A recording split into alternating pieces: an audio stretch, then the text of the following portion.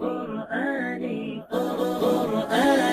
في قلبي دوما يغمرني من فيض ضياء، آيات المولى تدفعني نحو العليا، والكون الواسع في صدري أحضنه أرضا وسماء، يا ربي قد نلت منى.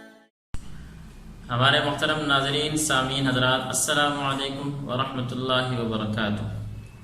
آپ تمام احباب کو عوامی تجوید کورس میں خوش آمدید۔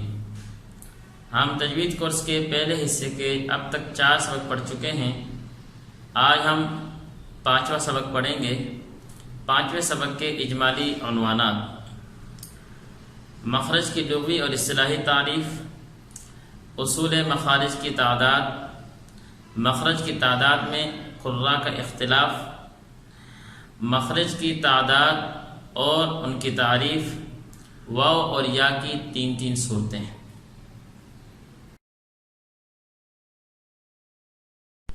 اب ہم چلتے ہیں سبق کی طرف۔ مخرج کی جمع ہے۔ مخرج کا معنی نکلنے کی جگہ۔ مخرج کی اصطلاحی تعریف ہے حلق، زبان یا ہونٹوں میں سے کسی جگہ سے حرف کی آواز پیدا ہو، یہ مخرج کی اصطلاحی تعریف ہے۔ جیسے با ہم اس کا مخرج دونوں ہونٹ ہیں، دونوں ہونٹوں کے تری والے حصے کو آپس میں ملانے سے با ادا ہوتا ہے، تو ہونٹوں سے جو با کی آواز ادا ہو رہی ہے یہ با کا مخرج کہلائے گا۔ اصول مخارج کل 5 ہیں، یعنی جن جگہوں سے 29 حروف ادا ہوتے ہیں قراء کرام نے ان کی مجموعی تعداد کل 5 بتائی ہے۔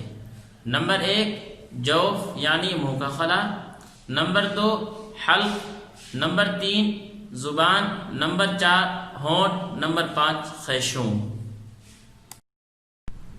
اب ہر ایک کی تفصیل ذکر کی جاتی ہے۔ نمبر 1 جوف، اس کا مخرج 1 ہے، حروف 3 ہیں، واو الف یا۔ نمبر 2 حلق، اس کے مخرج کل 3 ہیں، حروف کل 6 ہیں، حمزہ ہا، عین ہا، غین خا۔ نمبر 3 زبان، اس سے کل 18 حروف ادا ہوتے ہیں اور مخرج اس کے کل 10 ہیں۔ اس کی تفصیل یہ ہے کہ زبان سے ادا ہونے والے حروف کی 2 قسمیں ہیں۔ ایک وہ جن میں زبان کا تعلق تالو کے ساتھ ہے، اس کے کل 3 مخارج ہیں، حروف 5 ہیں، قاف، کاف، جیم، شین، یا۔ اور وہ جن میں زبان کا تعلق تالو کے ساتھ ہے، اس کے کل مخارج 7 ہیں، حروف 13 ہیں، ضاد، لام، نون، را، طا، دال، تا، وا، ذال، تا، صاد، زا اور سین۔ نمبر 4 ہونٹ، اس سے کل 4 حروف ادا ہوتے ہیں اور مخرج 2 ہیں، فا، واو، با، میم۔ نمبر 5 خیشوم، اس سے غنہ ادا ہوتا ہے۔ واو کی 3 صورتیں: نمبر 1 واو متحرک، نمبر 2 واو لین، نمبر 3 واو مدہ۔ جب واو متحرک یا واو لین ہو تو اس کا مخرج شفویہ ہے، اور اگر واو مدہ ہو تو اس کا مخرج جوف دہن ہے۔ یا کی 3 صورتیں: نمبر 1 یا متحرک، نمبر 2 یا لین، نمبر 3 یا مدہ۔ اگر یا متحرک اور یا لین ہو تو اس کا مخرج شجریہ ہے، اور اگر یا مدہ ہو تو اس کا مخرج جوف دہن ہے۔ مخارج کی تعداد میں قراء کا اختلاف۔ یہاں پر صرف اتنی بات سمجھیں کہ 29 حروف کے کل مخارج کتنے ہیں۔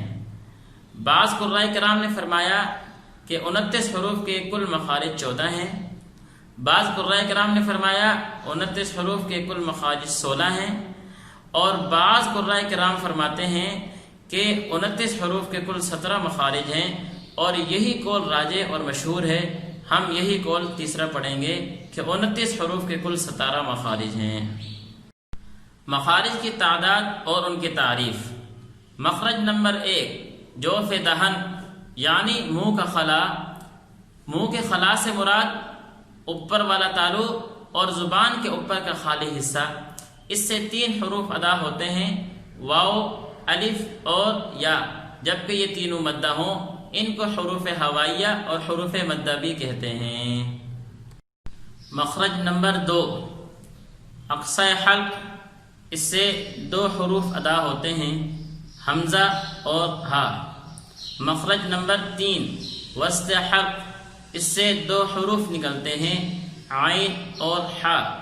مخرج نمبر 4 ادنی حلق، اس سے 2 حروف ادا ہوتے ہیں، غین اور خا۔ ان 6 حروف کو حروف حلقیہ کہتے ہیں۔ مخرج نمبر 5 زبان کی جڑ، اس کے مقابل اوپر کا تالو، اس سے قاف ادا ہوتا ہے۔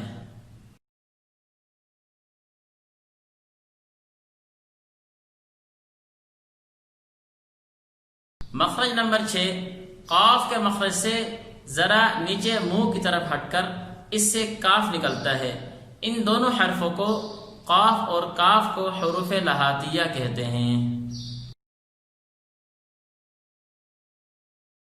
مخرج نمبر 7 زبان کا بیچ اور اس کے مقابل اوپر کا تالو، اس سے جیم، شین اور یائے غیر مدہ ادا ہوتی ہے۔ ان تینوں حروف کو حروف شجریہ کہتے ہیں۔